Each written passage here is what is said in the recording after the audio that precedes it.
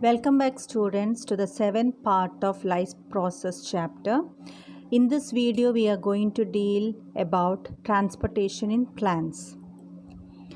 First of all, need for transportation. Food and oxygen need to be carried from one part of the body to another. Second, the organism needs to get rid of the waste products of cellular respiration. Transportation is the process of transporting water, minerals and food to all parts of the plant body. If the distance between roots and leaf is very small, food and other materials can be transported by diffusion. If the distance between different parts are quite large, then there is a need for proper transport system. Difference between transportation in plants and animals. Plants don't move much. They have more dead cells in their tissues. They don't need much energy, so transportation in plants is much slower than in animals. Means of transport. Transportation in plants can use any of these three methods: diffusion, facilitated diffusion, where a special protein is used for transportation, and active transport, where ATP is used in transportation. Now in the next slide you can see the pictures of all the means of transport. In diffusion, particles move from higher concentration to its lower concentration. In facilitated diffusion, you can see a special protein is helping in diffusion, and in active transport, ATP is used. Now about vascular system in plants. In plants, the transport system consists of tube-like passages made up of vascular tissue. There are two types of vascular tissues. They are examples of complex permanent tissue. Vascular tissues are xylem and phloem. They are also known as conducting tissues. Transport of water and minerals. Plants absorb water from the soil through the roots with the help of root hairs. Water is absorbed by the process of osmosis. Minerals are absorbed as ions by active transport. Next is ascent of sap. The transport of water and dissolved mineral salts from the roots to the leaf is known as ascent of sap. In this diagram you can see arrows are given, that is when water is moving from the root upwards, that is known as ascent of sap. Water molecules move from root hair cells to the inside of the roots to the xylem by diffusion. So after root hairs absorb water and minerals by osmosis, root hairs transport it to the other cells with the help of diffusion. The pressure with which water is pushed into the xylem tubes is called root pressure. It helps in transport of water to a certain height and also in the night time.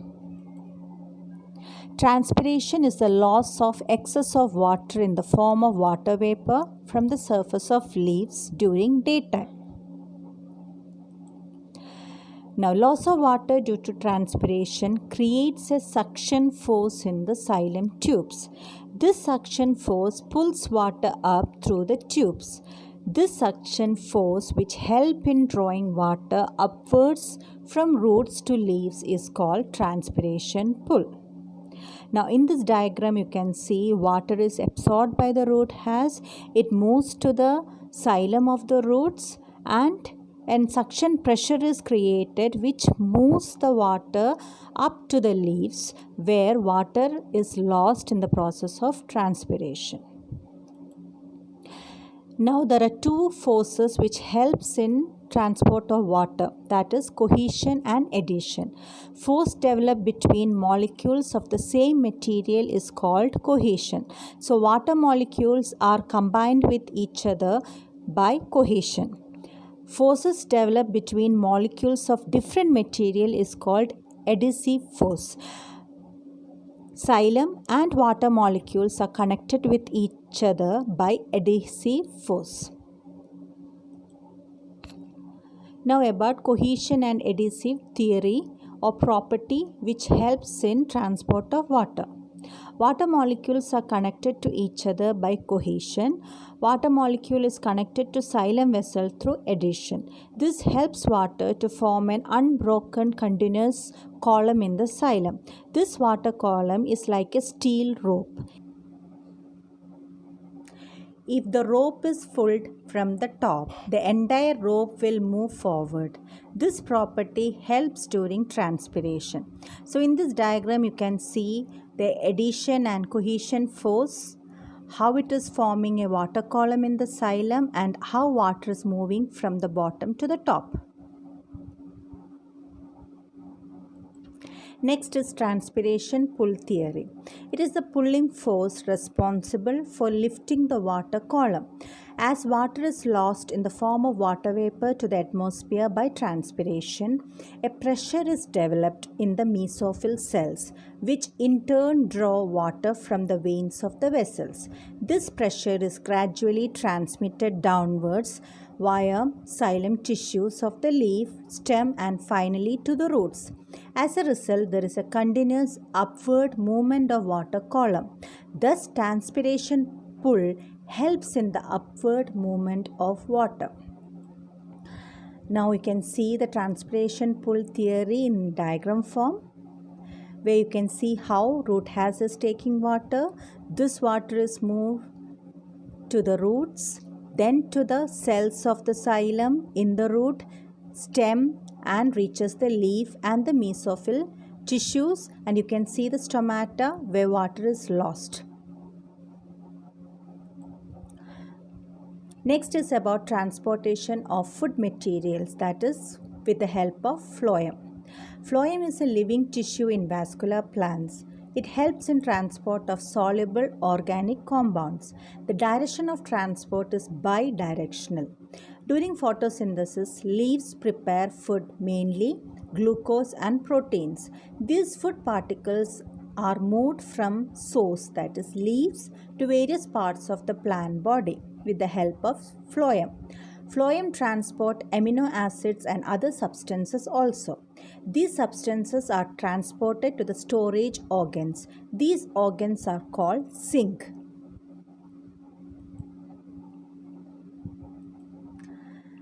Phloem is a conducting cell and they are cylindrical cells called sieve tubes present in phloem.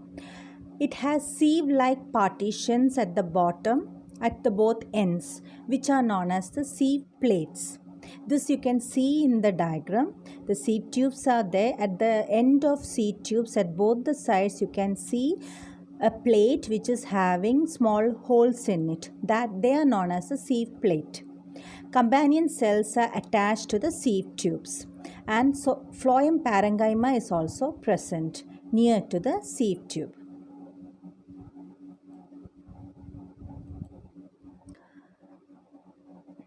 Now about translocation. It is the movement of materials from leaves to other tissues throughout the plant. Translocation is achieved by utilizing energy from ATP. So translocation is an example for active transport, that is ATP is used for translocation, and in translocation food materials which are prepared in the leaves reaches the entire part of the plant. Translocation always depends on the requirement of the plant. Excess food is stored as starch. When sucrose is synthesized in leaves, the osmotic pressure in leaf cells increases. As a result, water from adjacent xylem cells enter the leaf cells. This causes sucrose to move in the solution form. So this is how translocation takes place. So when sucrose is synthesized in the leaf, the osmotic pressure in the leaf is more. Water from the xylem vessels enter the phloem. You can see that in the diagram. So when water enters the phloem, sucrose is made into the solution form, and in the solution form, translocation of sucrose takes place. Now this diagram shows detail about translocation, where you can see the companion cell, the sieve tube, and water moving from the xylem to the phloem, and how sucrose is moved in the form of solution. The leaf is known as the source, and the organ to which sucrose is being taken is known as the sink. Now moving on to importance of transpiration. Transpiration helps in absorption and upward movement of water and minerals dissolved in it from roots to the leaves. It also helps in regulation of temperature. It supports photosynthesis and encourages the gaseous exchange. It helps in water cycle. Now you have moved to the last part of the video, where I have put a slide where you can see the movement of water and minerals in xylem is always unidirectional, but in phloem you can see the bidirectional movement of food. So thank you for watching.